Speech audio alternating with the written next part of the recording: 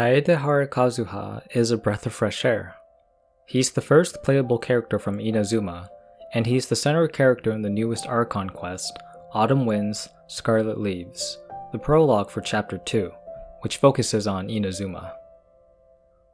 I think that this prologue's name is representative for both the Traveler and Kazuha. Japan is known for its many maple trees, which turn red or scarlet in the autumn.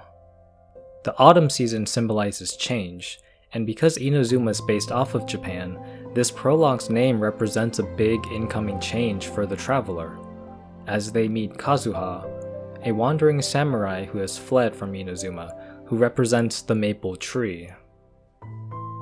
In the previous Archon quest, the Traveler had a brief and bittersweet reunion with their sibling, whom they find out is allied with the Abyss Order.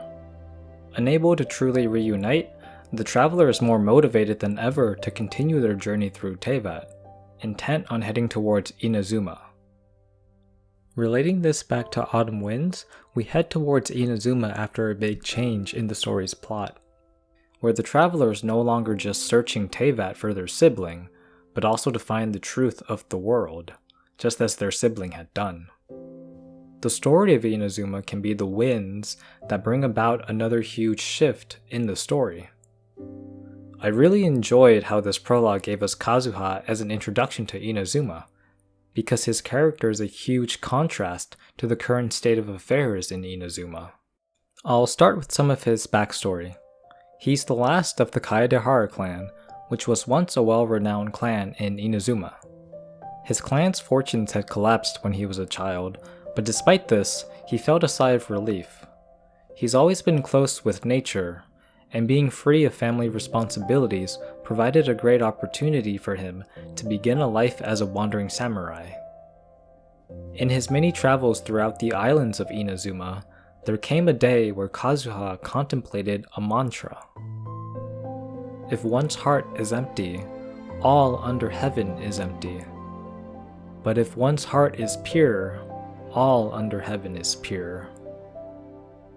This is when he decided to be at peace with himself, fully accepting his feelings and life as a wanderer. It was the morning after that night that he woke up to a shining animal vision on his chest. I find it thematic that his vision is granted after his acceptance of himself, because of the relevance to his surname.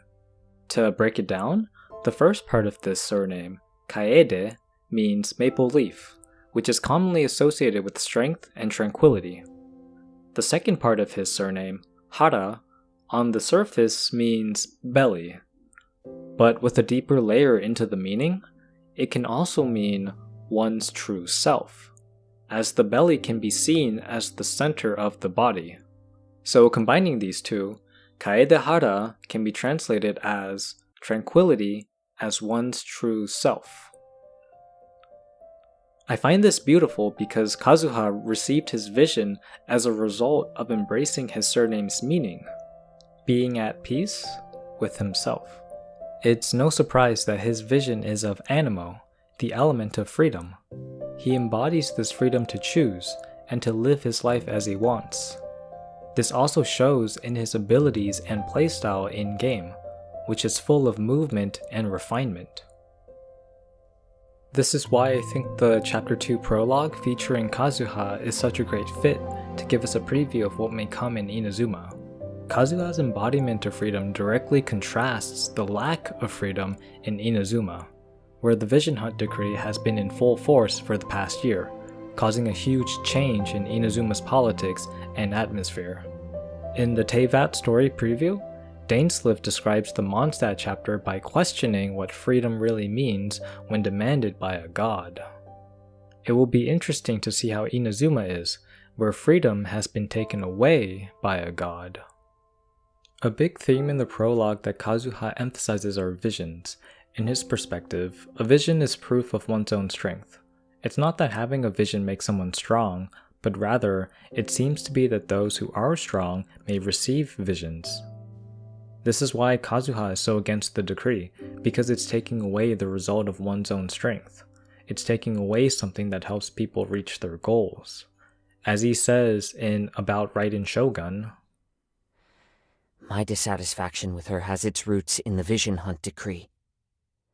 No one has the right to rob another of their hopes and dreams. Not even a god. As Kazuha learns more about the Traveler and their ability to control the elements without a vision, he ponders more about the meaning and purpose behind visions. In essence, what are the criteria for which the gods grant visions? And additionally, what are the criteria for taking away visions? Why would an Archon take away visions when Archons are to look after their respective nations? What are the reasons behind the Raiden Shogun's desire for eternity? Kazuha puts these questions on the table for us to eventually get answers to in the future Inazuma Archon quests. While I do think that it's natural for us to have these questions, I really like that Kazuha is the one to resurface those questions back for us, because he himself genuinely wants to know the answers to these questions as well.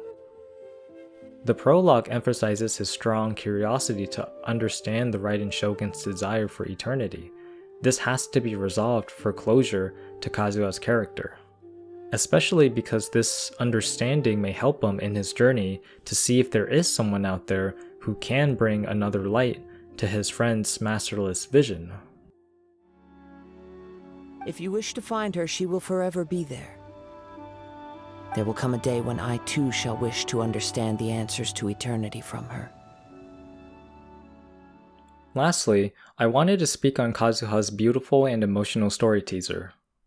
Throughout the prologue, a recurring plot point revolves around the masterless vision, which had belonged to one of Kazuha's close friends. Some noteworthy points brought up in this teaser include, in regards to the Shogun's strongest skill, the Musou no Hitotachi. But he replied, "There must be one who can withstand it. There will always be those who dare to brave the lightning's glow."